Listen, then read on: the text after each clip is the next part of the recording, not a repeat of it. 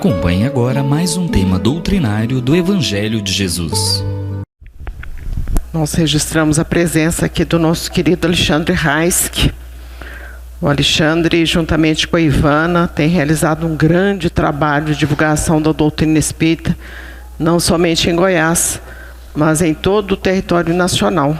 É uma pessoa que temos uma grande estima por ele sabe disso, juntamente com a Ivana, e agradecemos muito a presença de todos, e em especial a presença dele. Quando nós destacamos, é exatamente porque sabemos da agenda apertadíssima deles. E a gente viu aqui no Sinal Verde falando sobre os melindres, e já falamos inúmeras vezes sobre esse sentimento que assola os seres humanos, e também com muita propriedade as casas espíritas. Tanto que uma vez foram reclamar de alguém dentro de uma casa espírita para o Chico, e ele disse: você tem condições de assumir o trabalho? Pode fazer melhor? Ele disse: não posso assumir, não sei como fazer melhor. E ele então disse: não reclame, porque se você não vai fazer, se o outro está fazendo, deixa o outro fazer do jeito que ele der conta, na competência dele. E o Humberto de Campos também, pela psicografia do Chico, ele diz que trabalho perfeito é somente nas grandes e imensas regiões do paraíso. Então, todos nós que estamos aqui na luta do cotidiano, do dia a dia, com relação à casa espírita, divulgação da doutrina espírita, nós temos realmente que relevar uns aos outros. E muitas vezes temos que tomar decisões. E aí nós nos lembramos do ex-presidente John Kennedy, presidente dos Estados Unidos, que ele sempre dizia que ele não sabia o segredo do sucesso. Mas, com certeza, o segredo do fracasso é querer agradar a todos. Então, isso é impossível, porque, de repente, a gente tem que tomar decisões e que não agradarão a todos. Mas isso nós estamos falando de casa espírita. E a gente sempre pede aos companheiros para não implicarem uns com os outros. Falamos muito essa palavra agora nesses dias que antecederam as atividades da pomada, porque todos nós somos bem intencionados, todos nós queremos fazer algo melhor, mas talvez a gente não saiba como fazer, e daí a gente também nós temos que respeitar aqueles que estão fazendo. Mas esse melindre também envolve a nossa casa, a nossa família. E aí nós ficamos melindrados porque o marido não esqueceu do aniversário. Isso é uma coisa assim recorrente. A gente ouve muito: o meu marido esqueceu do aniversário de casamento, do aniversário de começo de namoro, aniversário disso, aniversário daquilo. E aí a gente lembra de uma história real de uma amiga nossa, que ela vivia reclamando, marido que esqueceu e tal. Aí passou um tempo, nos encontramos novamente, e ela disse assim: resolvi o problema do esquecimento do meu marido. E aí a gente quis saber como é que era a receita para passar para vocês. Estamos passando agora. Ela disse que uma semana antes, agora começando, chegando o dia dos namorados, já está a receita aí. Se os maridos, namorados, noivos ficarão satisfeitos, a gente não sabe. Mas foi a solução que ela achou para o problema dela. Ela disse que, véspera dessas festividades, ela ia a uma loja, comprava um presente, mandava entregar o presente com um cartão muito bonito e mandava a conta para ele. Não sei se resolve, mas é dessa maneira que ela deu conta de resolver as atividades dela. Mas nós temos um companheiro aqui que trabalha conosco na pomada, um companheiro muito, muito querido. Ele não é goiano, veio do Nordeste para cá, e no primeiro ano que ele veio, ele não sabia, não conhecia ninguém, não sabia como é que poderia comemorar o aniversário dele. Aí ele teve uma feliz ideia. Sabe aqueles carros de som? Hoje parece que nem existe mais. Hoje vai tudo no Zap mesmo, né? No Face, no YouTube e outros, Instagram, por aí. Mas nessa época, coisa de uns 20 e poucos anos, ele chegou a Goiânia e não sabia como é que poderia comemorar o aniversário dele. Queria muito. Nordestino, vocês conhecem, gosta de festa, animado, tal, né, doutora Marta? E aí foi lá nesse lugar de carro de som e contratou um som. E falou assim, eu quero que você fale isso, isso e isso de mim. Ele mesmo. E quando foi mais ou menos 7 horas da noite, chegou o som. E ele não ficou satisfeito, contratou mais 2. Então chegaram 3 sons lá e dizendo que ele era a pessoa melhor do mundo. Era quase que um santificado. Mas o detalhe interessante da história é que ele ouvia e chorava. Aí que foi o detalhe, né? Porque ele mesmo escreveu, ele mesmo pagou e ele mesmo se emocionou com a história dele. Então a gente pode ficar muito feliz, nós podemos resolver as nossas questões, sem melindrar, sem sermos melindrados, vivemos em paz com todas as pessoas que nos rodeiam. Nós estávamos lá na cozinha agora e eles estavam estudando a questão número 100, do Livro dos Espíritos. Eu sugiro que, chegando em casa, olhem a questão número 100 do Livro dos Espíritos. Respirem fundo, peçam aguinha com açúcar e leia a questão número 100. Porque a questão número 100 está falando da escala espírita, sem com C. Sem com C. Está falando da escala espírita. E quando nós lemos, nós chegamos à conclusão que estamos muito longe de subir um pouquinho na hierarquia dos mundos. Estamos na base da pirâmide. Temos mais equívocos, para não dizer uma outra palavra mais pesada, nós temos mais equívocos do que qualquer outra situação das nossas vidas. É por isso que a gente fica melindrado. É por isso que a gente fica raivoso, invejoso, com ira, com ciúme, maledicente, colocando defeito em todas as coisas. É por isso, é porque nós estamos na base da pirâmide. E não tem nenhuma máquina, nenhuma situação que vai nos tirar dessa base de pirâmide. Porque quando a gente chega, por exemplo, no supermercado, a gente vê aquelas empilhadeiras, né? Chegou ali, entrou a empilhadeira e daí a pouquinho as caixas já estão todas elevadas e já começam a colocar nas prateleiras. E outros guindastes também para trazer, carregar pesos, colocar naquelas construções altíssimas. Não temos essa possibilidade, nem de empilhadeira, nem de guindaste, nada, nada, nada. A força é pessoal. Cada um vai fazer a sua parte. Enquanto não fizermos, estaremos no mundo de dificuldades. E a mensagem que foi lida somente um parágrafo, porque essa mensagem ela começa no item 8 do capítulo 3º, do Evangelho segundo o Espiritismo, que está falando das moradas dos mundos. E aqui o título é Mundos Inferiores e Superiores. Foi lido tão somente o mundo inferior, por isso é que falou de tanta dificuldade, tanto sofrimento, tanta miséria, pobreza, doença, abandono, porque é mundo inferior mesmo. É uma mensagem longa, ela vai até o item 12. Por isso a gente sugere que leiam em casa toda ela.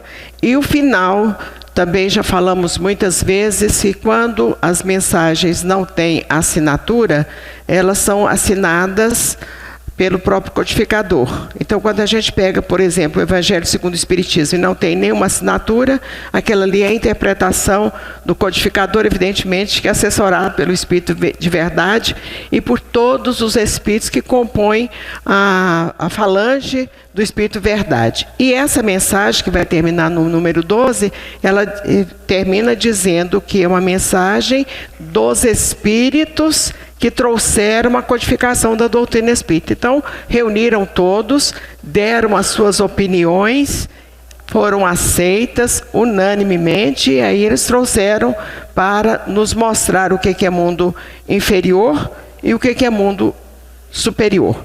E chegamos à conclusão, não somente por essa mensagem, mas também pela informação trazida no Livro dos Espíritos, questão 100, que acabamos de falar sobre ela.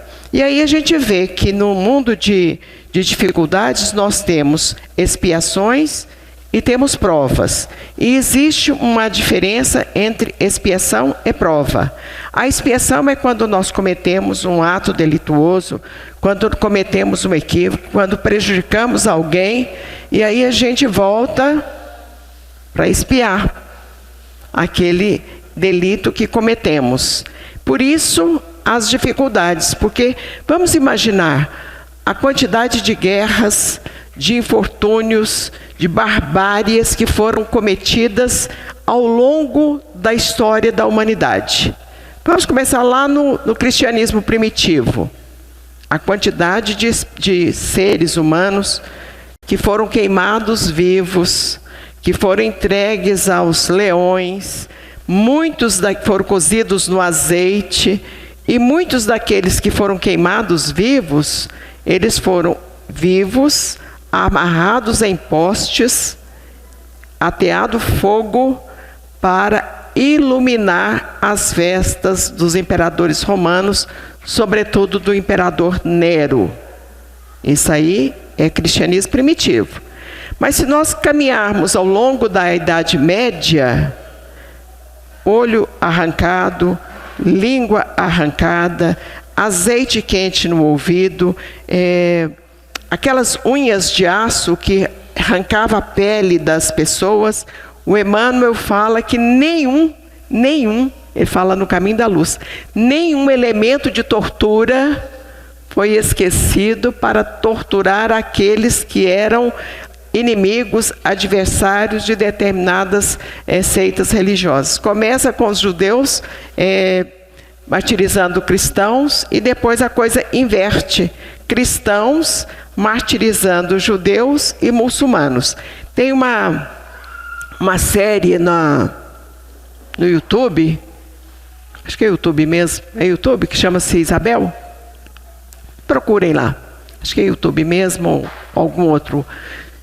Chama-se Isabel, e vai contar a história da rainha da Espanha, quando ela expulsa os mouros da Espanha, os islâmicos da Espanha, e expulsa também os judeus. Então, todo tipo de martírio está lá nessa série na série Now. Todo tipo de martírio está ali, muito sutilmente, porque se a gente for imaginar, as coisas eram muito piores. E aí a gente pergunta, onde é que estão essas pessoas que cometeram esses delitos? No inferno, com certeza não é. Um inferno de penas eternas não é. Porque esse inferno de penas eternas nós aprendemos na doutrina espírita que ele não existe. Pode até haver um inferno de consciência, mas muitos reencarnaram com muita dificuldade. Essa aí é a expiação. Um caso concreto trazido por André Luiz, que até já falamos sobre ele aqui também, quando ele vai nos contar a história da Poliana e do Sabino, que era mãe e filho, viviam numa situação de mendicância, de miséria, de muita dificuldade, no meio do mato, e André Luiz vai para atender a mãe que estava enferma, numa gravidade de saúde enorme, e ele comenta que aquela senhora não podia desencarnar, porque o filho, que era um excepcional em todos os sentidos, precisava dela.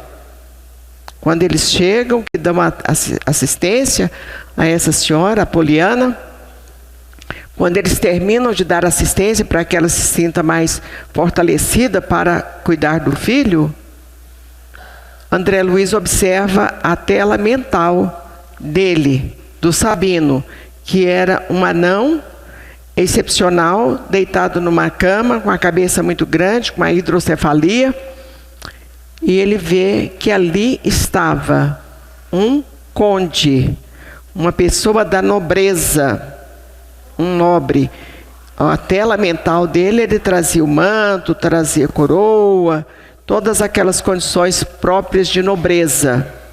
E aí o André Luiz observa que ela, a Poliana, em encarnação anterior, havia estimulado, havia fomentado para que ele fizesse todas as atrocidades, as barbaridades que ele havia cometido. Então ela insuflou, ela fomentou, e agora estavam reencarnados ambos nessa condição de muita aflição, de muita miséria, de muita dificuldade. Por isso é que quando a dor nos visita, não que tenhamos satisfação com o sofrimento. O espírita não tem satisfação em sofrer. Ele sofre com gosto, porque sabe que aquele sofrimento, aquela dificuldade, aquela aflição é um tratamento de beleza espiritual para o seu espírito. As coisas não acontecem nos planos de Deus, não acontecem por acaso. Não existe na misericórdia divina a lei do de repente, ou a lei do por acaso. Ninguém deita magrinho e, de repente, no outro dia, acordou obeso. Ninguém. Então, quer dizer, foram as nossas ações continuadas, comemos mais um pouquinho hoje, mais um pouquinho amanhã, mais um pouquinho depois da manhã, e aí a gente sabe o resultado. Então, não existe na misericórdia divina, por acaso, de repente, nada. De igual maneira, nas questões de ordem material. Ninguém deita pobre e no outro dia, a menos que ganhe na loteria, no outro dia ele está milionário. Não ganhou na loteria, não casou com uma pessoa rica, não teve herança. Então, se ele não trabalhar, e todas as pessoas que trabalham, no final da vida elas vão ter um carrinho que foi comprado financiado, vai ter uma casinha que foi comprada financiada. Então, é isso que nós temos de ordinário, não existe nada de repente. Então, se a gente observar que não tem nada de repente nas nossas vidas, que tudo é consequência dos nossos atos, e haja indisciplina, porque a gente sempre imagina que a disciplina é para coisa boa, e é mesmo, deveria ser, porque o Chico, por exemplo, foi estimulado e orientado pelo Emmanuel a ser disciplinado, e todos nós espíritas temos que primar pela disciplina, mas existe a disciplina negativa também. É aquela história, por exemplo, do casamento. O marido chegou hoje, tratou mal a mulher, ou vice-versa, né? Porque a lei é só da Maria da Penha, mas devia ter do Antônio da Penha, do Zé da Penha, do Luiz da Penha, porque tem muitos homens também que têm muita dificuldade com relação ao próprio casamento. Então, ninguém casou hoje, tudo beleza, lua de mel, e amanhã, de repente, fala, nossa, mas foi um terror. Não, esse de repente é sempre continuado, quer dizer, eu maltrato hoje, maltrato amanhã, eu maltrato depois de amanhã, e aí chega um dia e fala assim, acabou mesmo, porque não deu mais. Então, haja disciplina também para a gente estragar toda uma encarnação. E quando nós estragamos, há a expiação. E quando vem a prova é diferente da expiação. Por exemplo, agora dizem que não vai ter concurso mais, porque tem uma lei que proíbe concursos, que estão estudando para concurso já sabem. Mas na suposição que vai haver um concurso daqui 2 anos, porque para estudar para concurso, os concursados daqui sabem que não é fácil. Os que passaram, foram aprovados, sabem que não é fácil passar num concurso, porque a demanda é muito grande, gente demais para poucas vagas. Mas na suposição que vai ter um concurso. Então a pessoa está num nível e ela quer passar para outro. Por quê? Porque ela vai ganhar mais, porque ela vai ter mais projeção social, porque ela vai se realizar melhor. Então isso é a prova. É a prova do vestibular, a prova das faculdades, a prova das escolas de um modo geral, para a pessoa ascender, quer dizer, subir num degrau de evolução, no caso espiritual. E aí nós vamos buscar, através da codificação da doutrina espírita, no livro que se chama Céu e Inferno, é o 4º livro da codificação. Lembrando que são 5 os livros que compõem a codificação da doutrina espírita. E nesse livro, Kardec, com muita sapiência, muita sabedoria, como sempre ele age, como ele sempre agiu, ele vai evocar espíritos de várias condições evolutivas. E havia necessidade dele fazer isso mesmo para que nós aferíssemos, nós observássemos depois como é que chega no plano espiritual um determinado um espírito que cometeu algum delito. Nós vimos na terça-feira última, lá no Mensageiros, no estudo das 7 horas da noite, falando sobre o espírito de um danado, a história de um danado. E é uma história bastante longa, onde ele vai contar, está lá na Revista Espírita de Paris, está na obra da codificação da doutrina espírita também, ele vai contar que ele cometeu um equívoco, um delito, um crime, e a pena, ele era ficar exatamente aonde havia sido cometido o delito.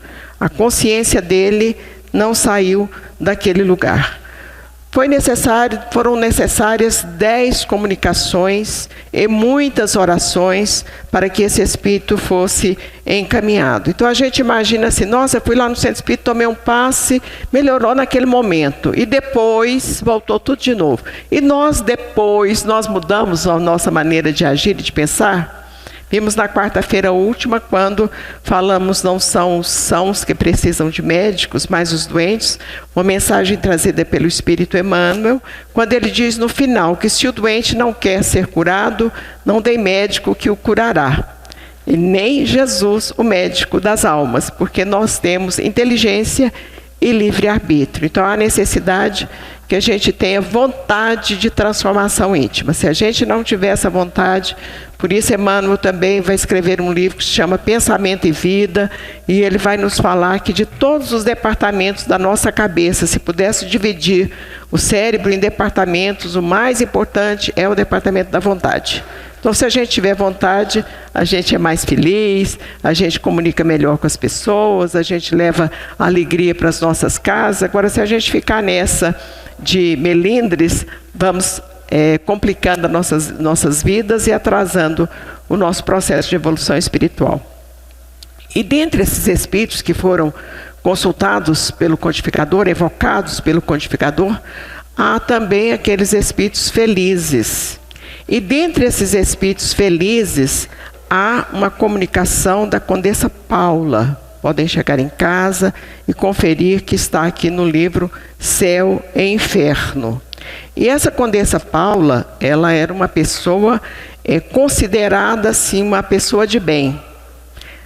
A pessoa de bem, naquela informação trazida do homem de bem, do Evangelho segundo o Espiritismo, é aquela que pratica a lei de justiça, de amor e de caridade. Portanto, ela estava inserida nesses conceitos do homem de bem, aquele que pratica a lei de justiça, de amor e de caridade. Era uma pessoa que todos amavam, era uma pessoa que, embora tivesse título de nobreza, ela nunca utilizou esse título para prejudicar qualquer outra pessoa, para explorar os outros, para denegrir a imagem das pessoas.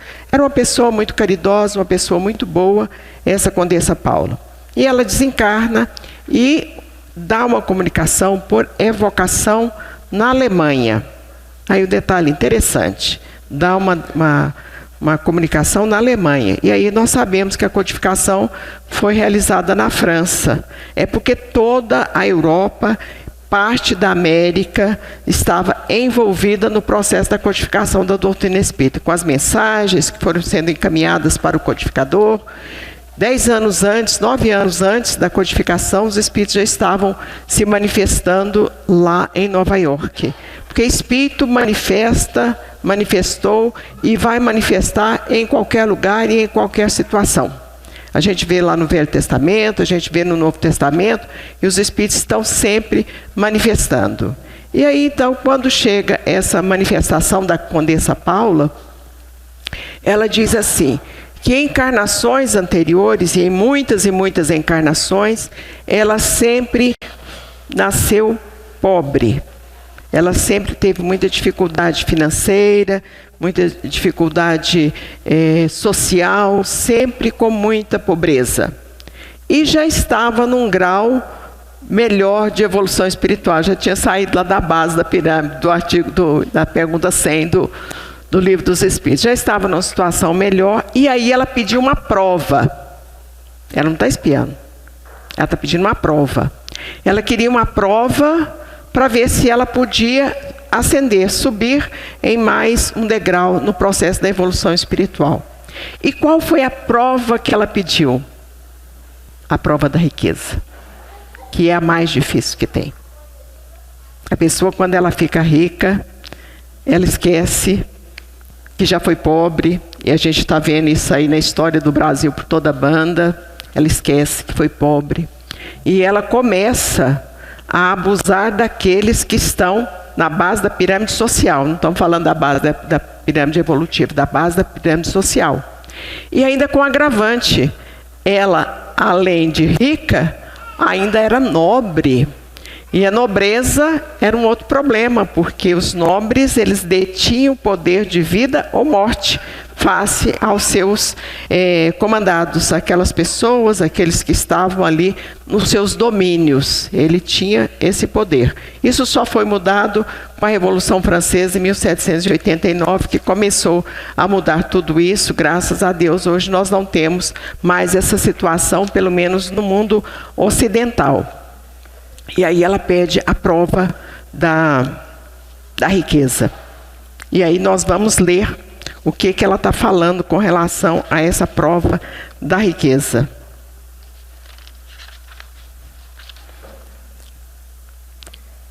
Ela começa dizendo também da beleza do mundo que ela está vivendo, que ela diz assim: nem invejosos, nem ciumentos. Lá onde ela estava não tinha nem inveja e nem ciúme. É este o mundo em que me encontro, meu amigo, e no qual chegareis, vós, chegareis infalivelmente se seguires o reto caminho da vida. Olha que maravilha a gente não viver nesse mundo de grandes benesses, de grandes belezas. Mas aí ela vai continuar, e nós vamos ler somente parte desse parágrafo, porque ele é muito importante, porque ela vai dizer exatamente isso que nós já acabamos de afirmar. A prova da riqueza é uma prova muito difícil, do poder. Não foi sem luta que alcancei a posição que ocupo. Então, também já falamos, se nós não lutarmos, nós não vamos sair e tirar o pé do lugar. O cupim vai comer, porque a gente não vai tirar o pé do lugar mesmo, né? E ficai certo que a minha última existência, por mais meritória que porventura vos pareça, não era por si só, se há tanto suficiente. Em várias experiências passei por provas de trabalhos e de miséria, que voluntariamente havia escolhido para fortalecer e depurar o meu espírito. Então é prova, não era expiação. Dessas provas, a palavra prova aqui. Dessas provas, tive a dita de me triunfar, dessas de pobreza, de miséria. Vindo a faltar, no entanto, faltava um tipo de prova para ela chegar no ponto, Uma porventura de todas a mais perigosa, a da fortuna e bem-estar materiais. Um bem-estar sem sombras de desgosto. Nessa consistia o perigo. E antes de tentar, eu quis sentir a forte para não sucumbir. Deus, tendo em vista as minhas boas intenções, concedeu-me a graça do seu auxílio.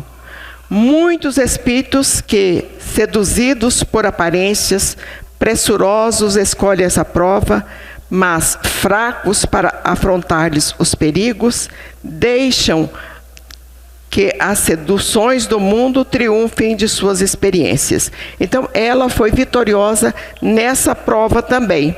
E no final, ela vai assinar a mensagem: Paula na Terra, Condessa de.